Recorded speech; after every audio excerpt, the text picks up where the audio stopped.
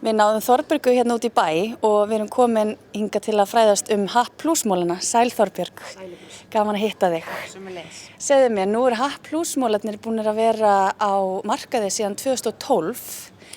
Hvað gerir þetta fyrir fólk? H+-mólarnir voru upphaflega þróaðir fyrir einstaklinga með munnþurrk. Þeir örva munnvatnið 20-falt og eru þrisvar virkar að tyggja upp á að viðhalda heilbrigði tanna og munnhols. Þannig að þeir eru með mismunandi brögðum, er það ekki? Og gera ýmislegt, ekki bara munnvarsþurrk. Þeir gera ýmislegt. Þeir eru mismunandi brögðum eins og þú segir, eru til hérna í pökkunum með gulur, rauður, grænn og blár.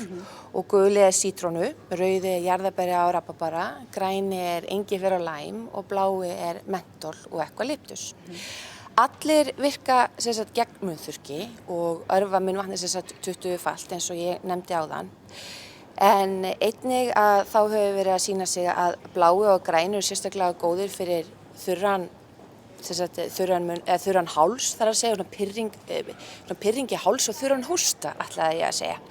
Og en svo það sem við höfum reynd að vita frá upphafi og erum gjarnan farin að tala meira að H+-mólarnir virka gríðarlega vel við ógleði, alls konar. Það er að segja morgunógleði, bílveiki, flugveiki og ekki síst sjóveiki sem er mikið vandamál hjá mörgum og bara hjá sjálfur mér meðal annars. Þannig að ég var auðvitað mjög þakklátt þegar þetta kom upp á yfirborðið. Já, nákvæmlega. Þegar ég talaði við daginn, Þorbjörg, þá sagðir mér að þið væri búin að vera í samstarfi við hvalaskoðunarskipin og bátana. Þið eru búin að rannsaka svolítið þessa sjóveiki. En það ekki? Jú, við höfum verið að rannsaka hana og ekki klíniskar rannsóknir sem slíkar en svo kallar field studies, með slettaðis í þessum góða þætti. Og sölu- og markaðsstjórinn okkar og hönnuðurinn okkar reynda líka, þeim var sveiflað út á sjó og hafa verið að taka frábæra upptökur og örviðtöl við ferðamenn sem eru að jafnaði sjóveikir.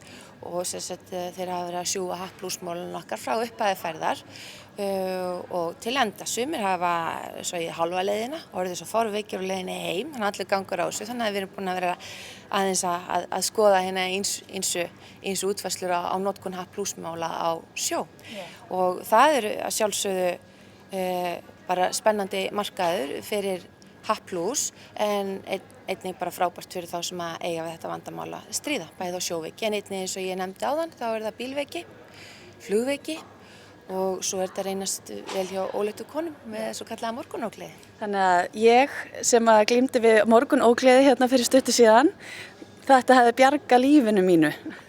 Við hefðum vonað það, að það var synd og skildir ekki að hafa reynt mólan, en ég hef sjálfsögðu búin að láta þið vita. Þannig að nú gerum við það með formlegum hætti, hér með, fyrir alla sem horfa á þáttinn og eiga morgunógleði að stríða, hvetja þá til þess að pröfa H+.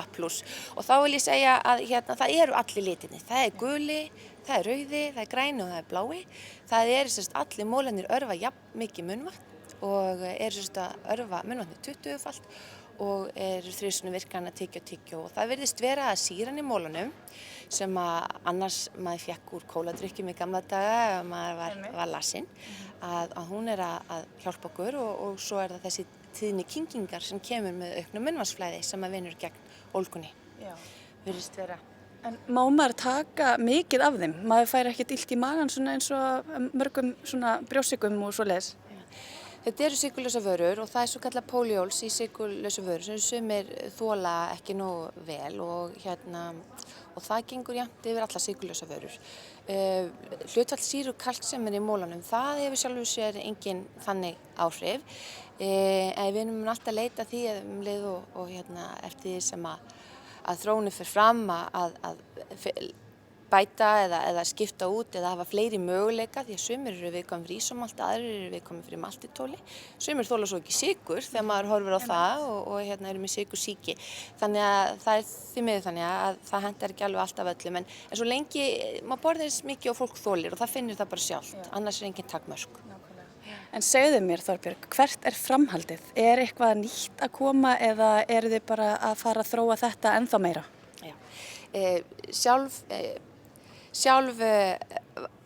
sjálf formúlan á bakvið H+-mólana er hlutfall sýru kalks og getur verið í hvaða iðnaðar framleiddu súru matvöru sem er og við stefnum á því strax á næsta ári að koma með fleiri vörunúmer og þetta getur þá verið sleiki brjóstsykur til þess að byrja með eða hlaup og framtíðinni tyggjóð og pallega frostspinni þess vegna þannig að það er mjög spennandi framtíð hjá H+ og Ice Medico endilega fylgjast með því. Já, æðislegt. Takk kærlega fyrir að taka mót okkur hér í HR Þorbjörg og bara gangi ykkur sem allra best.